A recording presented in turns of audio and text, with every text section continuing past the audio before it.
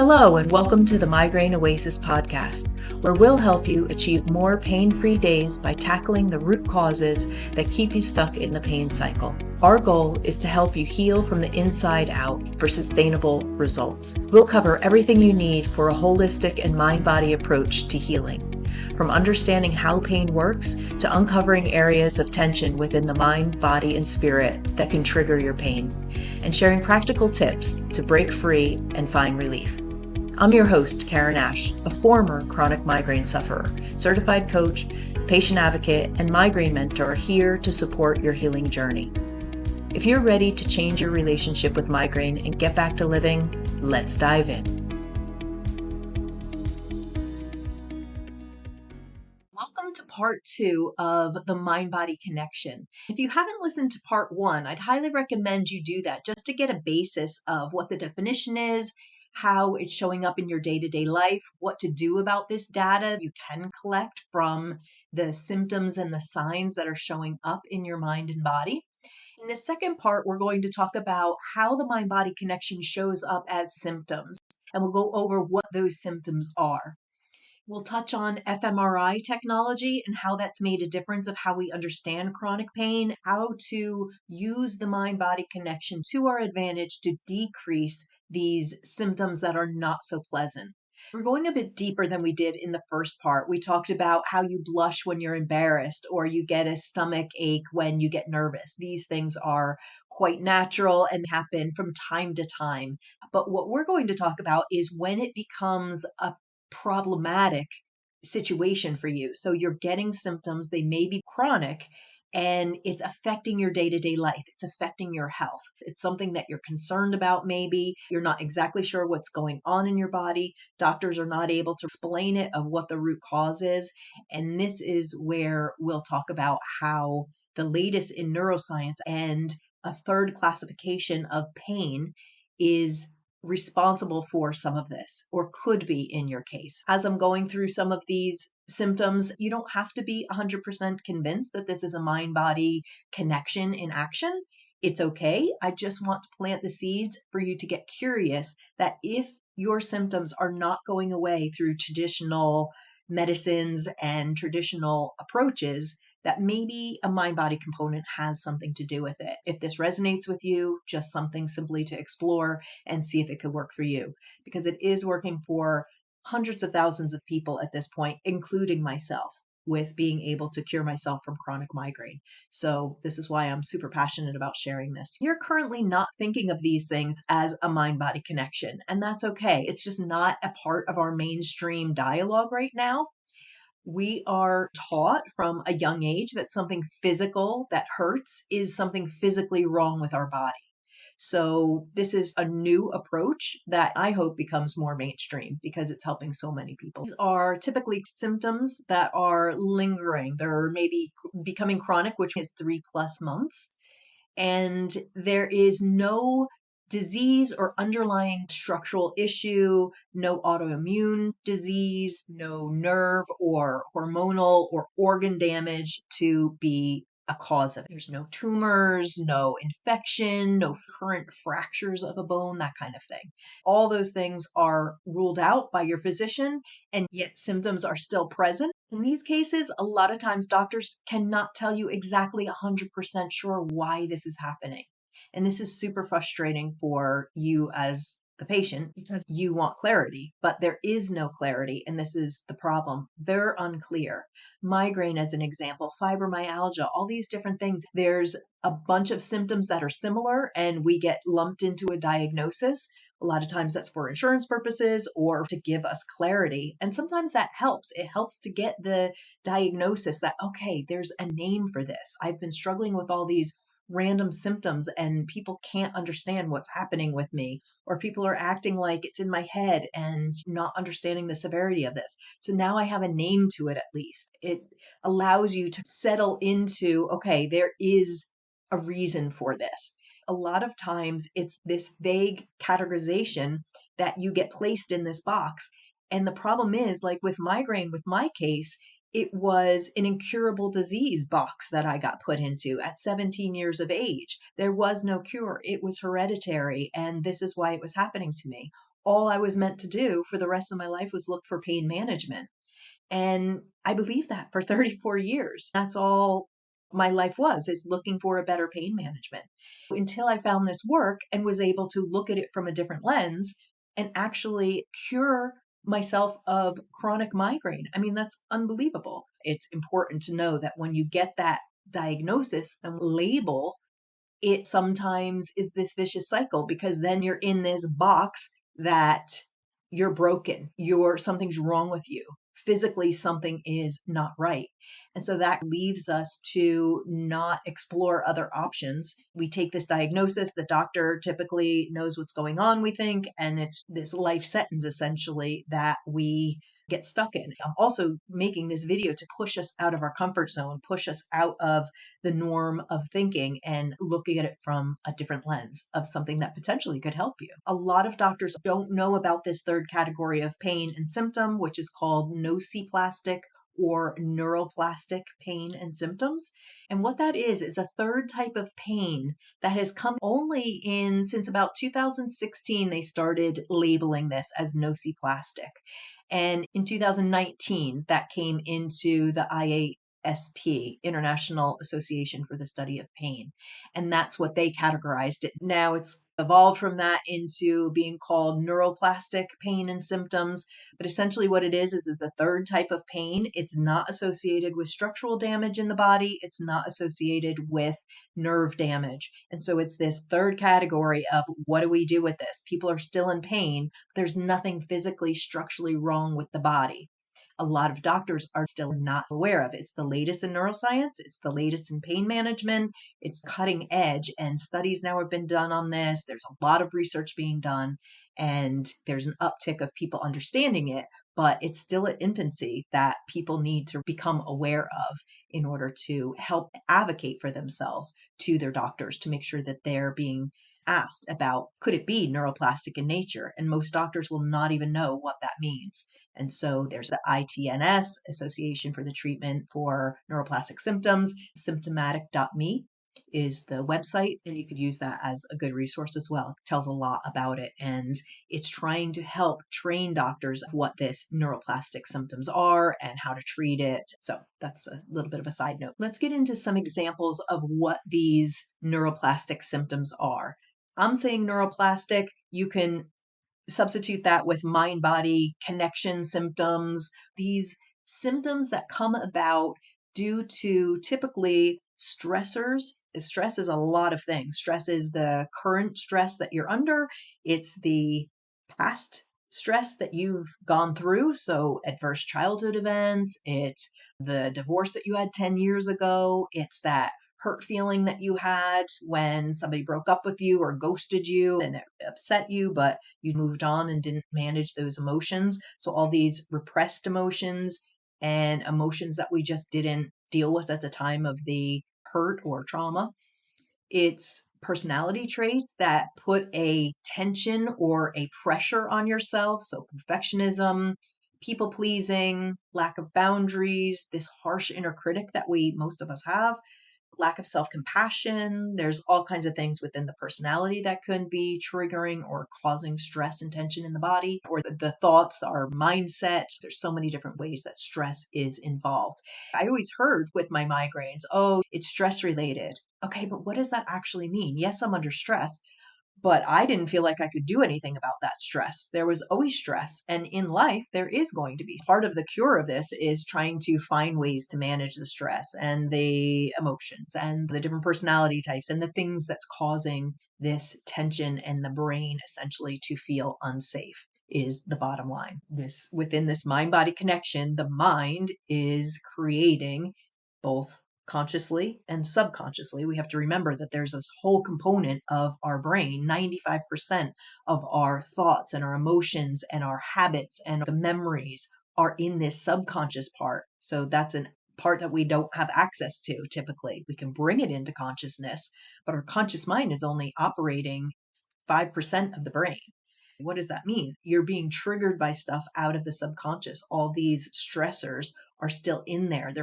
All these traumas and emotional hurts are still in the body, causing the tension. So as I mentioned in part one, all this mind-body connection and how our thoughts create sensations in the body and these repressed emotions and this tension that I'm talking about now creates a mind that is stressed, that is overwhelmed, that is anxious, that is on edge, that has a lot of tension. And the brain feels the danger of that, feels the threat. This is part of what is causing the symptom that comes out. That's a whole other video that we'll go into on a much deeper level.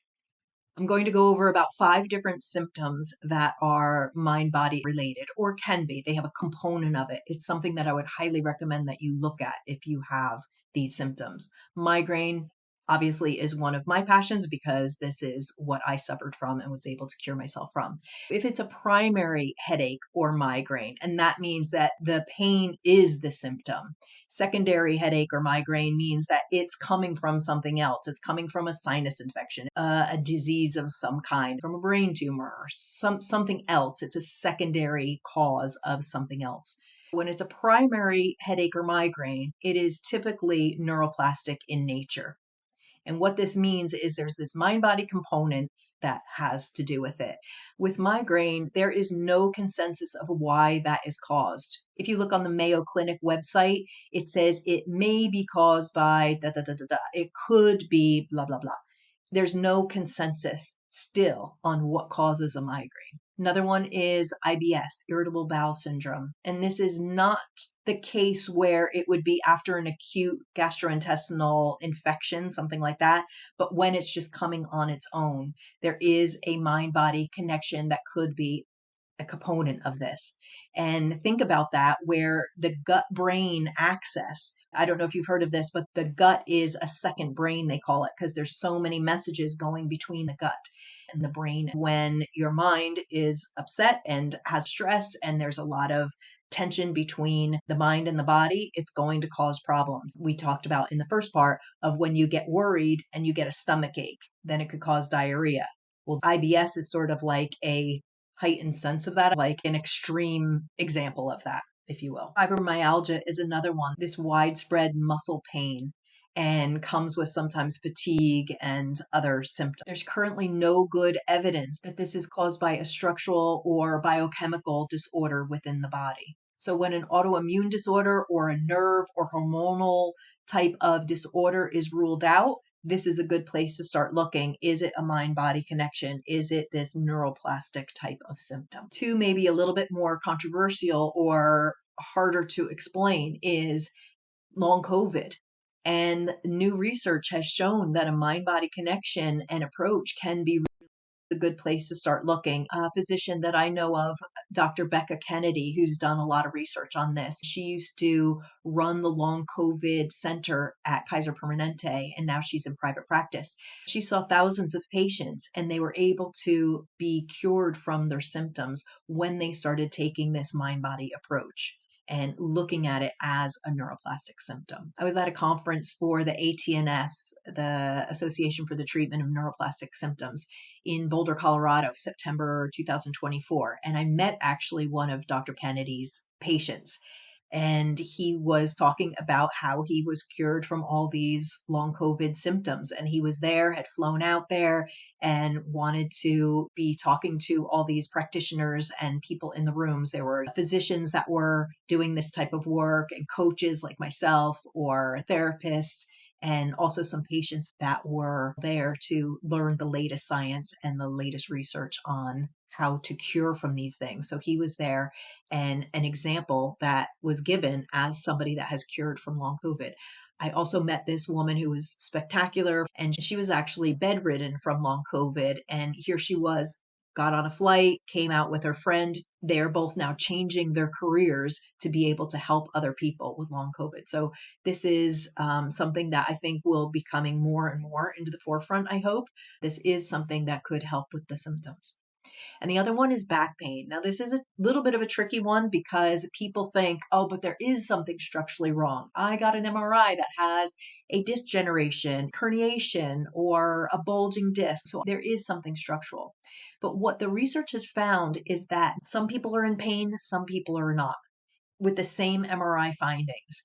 There's been studies with 50-year-olds that have, I think it was 64% were asymptomatic. They had bulging discs, the same, whatever, and did not have the pain. This goes back to Dr. John Sarno's work. And if you have back pain, I highly recommend reading his book, Healing Back Pain. You can look at the work of Dr. David Hanscom. And I'll have all this in the show notes, these names, so you don't have to worry about writing them down. He's somebody who was a back surgeon and quit his job to educate people on this mind body component of it, and that a lot of the surgeries are no better than placebo. If the surgery is better than people who didn't get the operation, obviously those people still are in pain and they think it's related to the disc problem.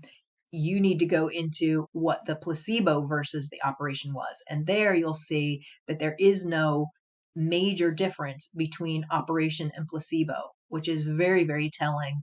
There's even a name for it, failed back pain syndrome, because there's so many operations that don't cure the pain, unfortunately, because it's not getting at the root problem. I could do an entire episode on just back pain. There's so much data now on this. Alan Gordon's book, The Way Out, how he cured himself of back pain, and how they did a Boulder back pain study, which you should for sure look at if you are looking at an invasive procedure for your back, and how that pain reprocessing therapies helped 98% of the people, and 66% were pain-free or almost pain-free at the end of 8 sessions. It's unbelievable.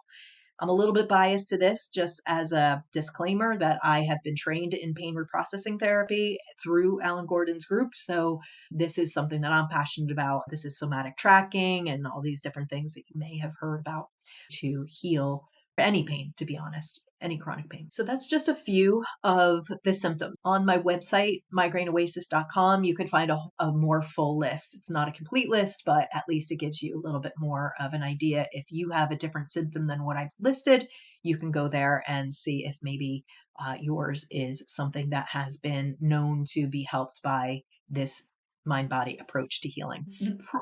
One of the issues is that when we go to the doctors, they're not aware of this third component of pain. Physicians in the US are trained 11 hours in medical school on pain management, which is quite shocking when you think about the chronic pain epidemic that we're in. Think about the opioid crisis that we just had in the US. There's just so many people in pain, and it's unbelievable that only that amount of time is dedicated to that. When I went back to my physicians and talked about, why weren't you talking to me about this mind body component? You told me I was stressed out and I needed to manage my stress, but you didn't go into why. And I was answered with, I have 15 minutes with you, Karen. I'm looking at you trying to get rid of your symptoms. You're in agony, so I'm trying to focus on that. Their entire career is based on trying to help people. They're looking for the root cause. But in so many of these symptoms, like I mentioned before, there just is no clear reason why this is happening. And they're not trained to look for this mind body component, or if they know about it, which my neurologist was aware of it when I went back and discussed it and told him, I'm healing. I no longer have chronic pain. What is happening here? Can we discuss this? Why aren't you telling your patients about this? He acknowledged it's very difficult to have these conversations with patients because it's got this psychological component. It's got this brain component of your worries, your stress, your personality, all these things that I mentioned before that doctors aren't equipped to talk about, or they don't have time to talk about, or it's not in their wheelhouse. As I mentioned in part 1, we separated out psychological stuff from the body. And we're really ingrained in thinking that the body is where the pain is coming from. If there's a physical pain, it must be a physical problem, which now that's been proven over and over again is not the case. It's coming from the brain. All pain, all symptoms is a trigger from the brain. This is still a factor most doctors are not comfortable in talking about. And when I say psychological, I'm not saying it's all in your head, that there's a psychological problem. Absolutely not. It's the component of how our thoughts and our stress is, like I said in part 1, is creating tension within the body. These type of symptoms have a stress or an emotional mindset component to them that are driving this physical manifestation within the body. It's this tension creating a problem within the nervous system. It's dysregulating it. It's causing messages then to go up to the brain that we're in danger, and it's triggering pain and symptoms as a result of this. But there's a way to overcome this, and this is the good news of it. Labeling any pain or symptom as just purely physical really ignore a key component that allows our mind and body to heal.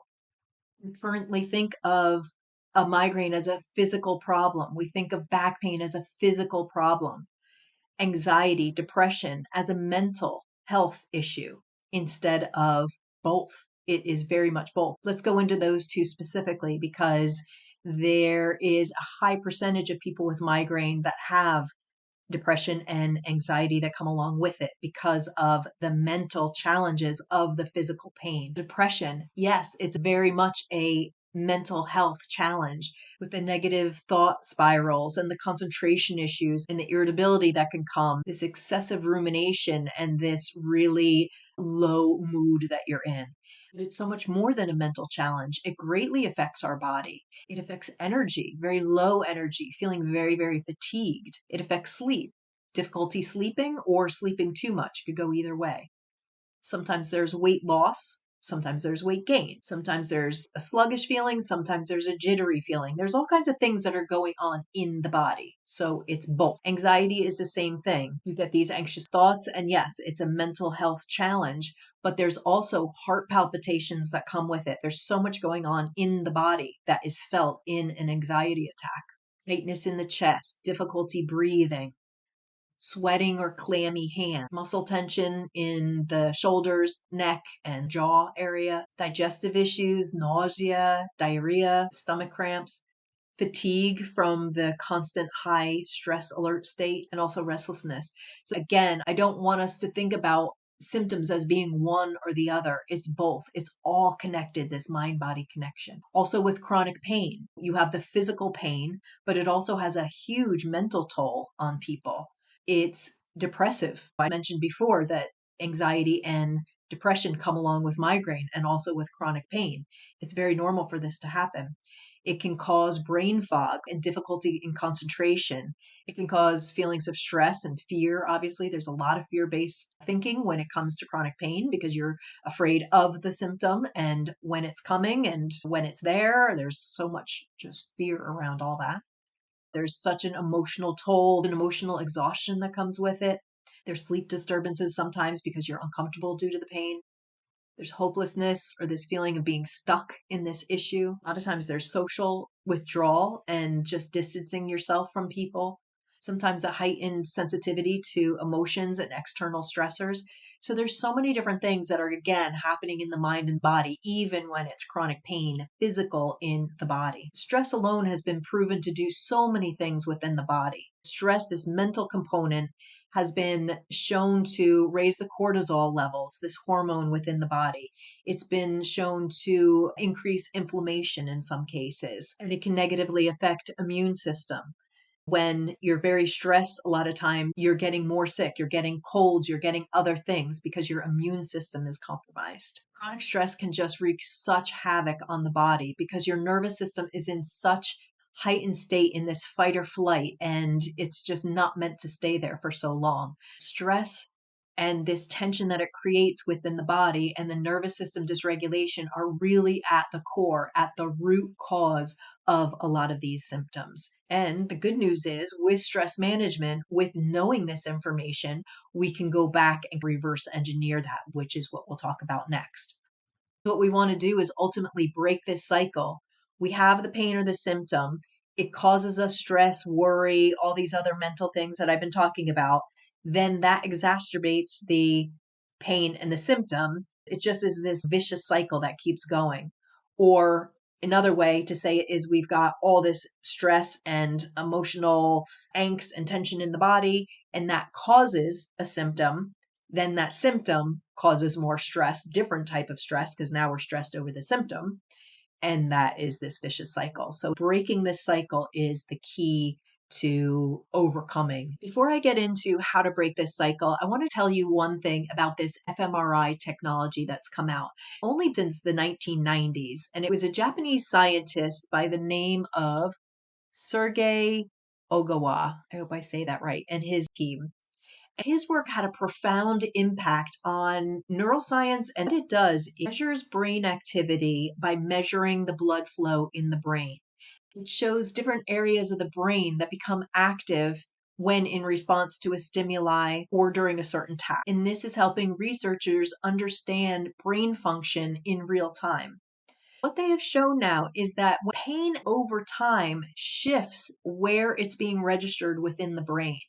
And as it goes into more chronic state, it goes into a more emotional processing area of the brain. When there is an acute pain episode, so the part of the brain that lights up is this somatosensory cortex. That's the center which is responsible for processing physical sensation. So whether that's touch or temperature or pain. When it goes to chronic, it's gone on past the 3 months and it's an ongoing issue, shifts to the prefrontal cortex and the amygdala, which is responsible for emotional processing and memory and the learning centers of the brain. So it highlights the fact that chronic pain is no longer just this physical experience. It has a huge emotional component to it too, that we need to address when we're in chronic pain to help soothe the brain, start working on those aspects so that it becomes less of a trigger for us. If we go into this emotional area, which we don't really think of when we're in pain,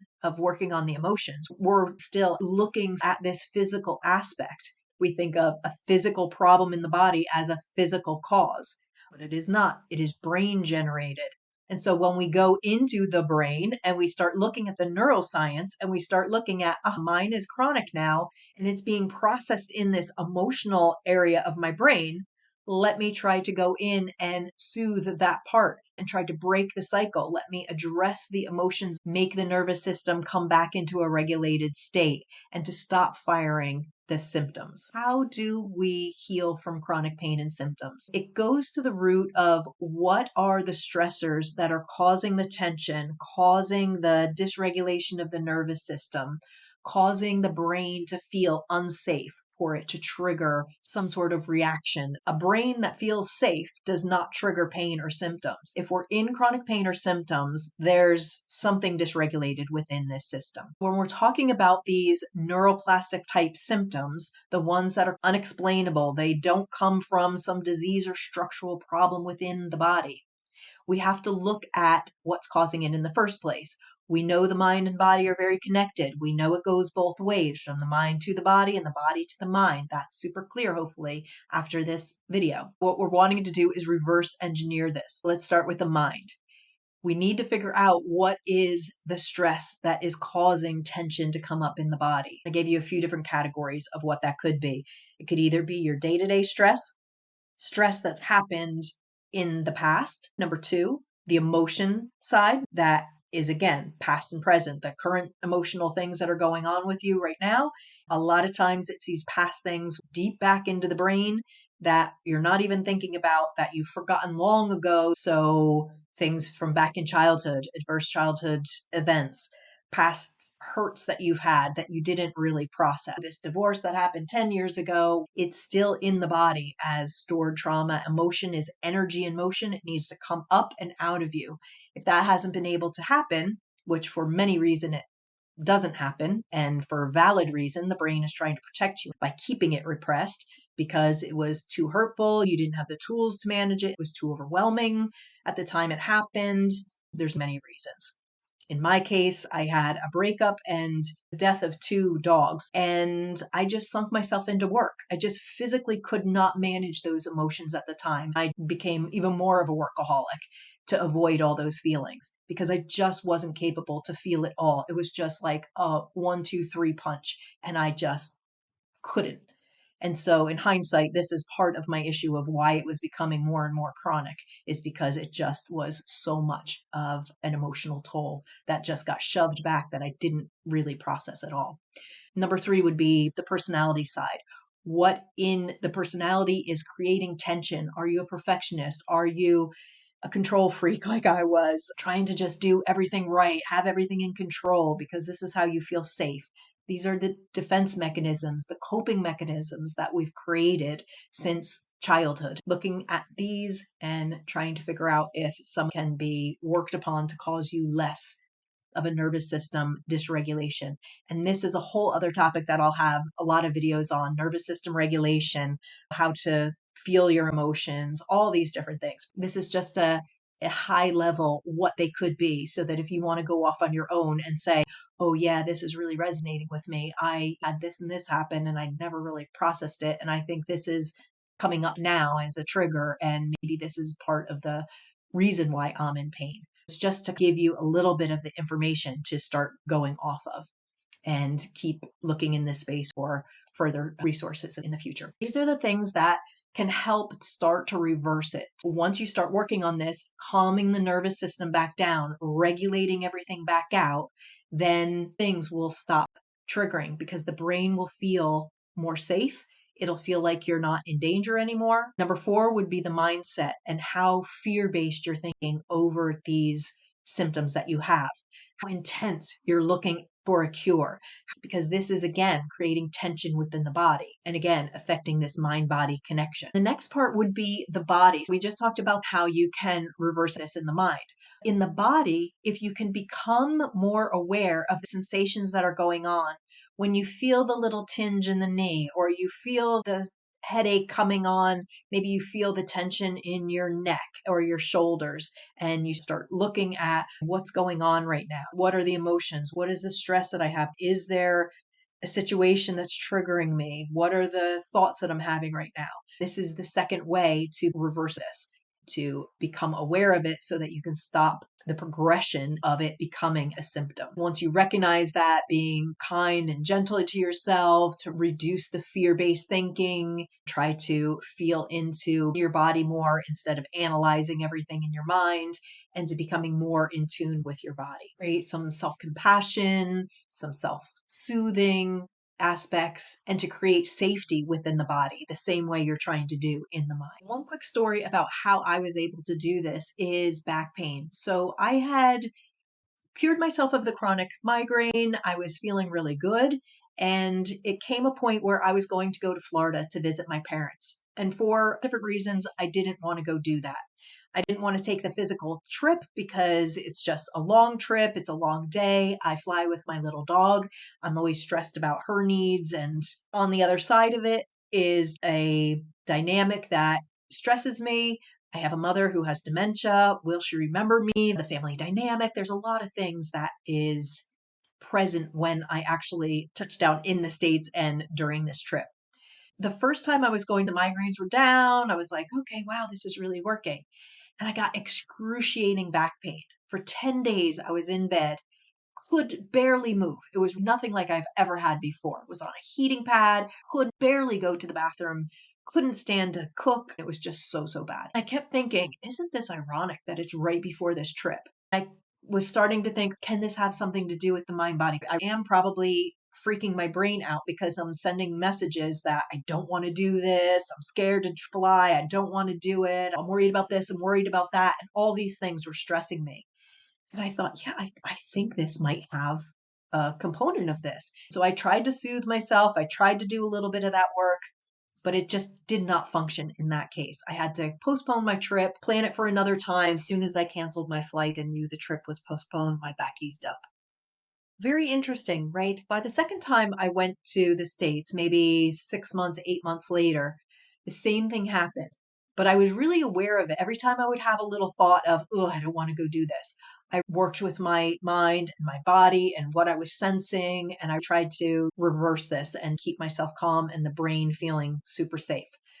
I guess you could say it worked 50% because I ended up with back pain for about 4 or 5 days. It didn't affect the trip, but it really was this eye opener of, that's interesting. I was aware of it this time. I did a lot of pre work to soothe myself before it. It still was a factor, but it wasn't as bad. And by the third trip, there was no problem. On the fourth trip, no problem. It was really interesting to me how it was always right before the trip, this symptom was coming. It was a symptom that was for sure having a mind-body component. Now, this isn't chronic. It was just an acute symptom of what happened in the moment. But it's something that tells you or gives you a little feel of once you are able to get good at spotting what's going on and understanding the mind component, understanding the body component, and this interconnection, and doing the work to soothe both the mind and the body, it can actually have impact, a positive impact on symptoms. I believe that this worked also for my migraine, taking them from chronic down to me being off all medication and having just every once in a while a migraine or a dull headache. It's completely changed my relationship with pain and not getting the same type of pain that I did and radically changing things.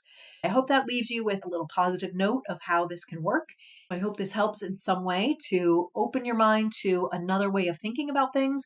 If you're still interested in this topic, there's plenty of more information over on Instagram. Look for series 1 on Mind Body Connection. Hopefully, it's super easy to find now in this teal color. I really hope that you have more pain free days. And if you have any of these symptoms that I've mentioned, to really explore this because it's helping tens of thousands of people. I think is going to be the wave of the future, and I hope it becomes more mainstream. So I will see you in the next video, and thanks for listening.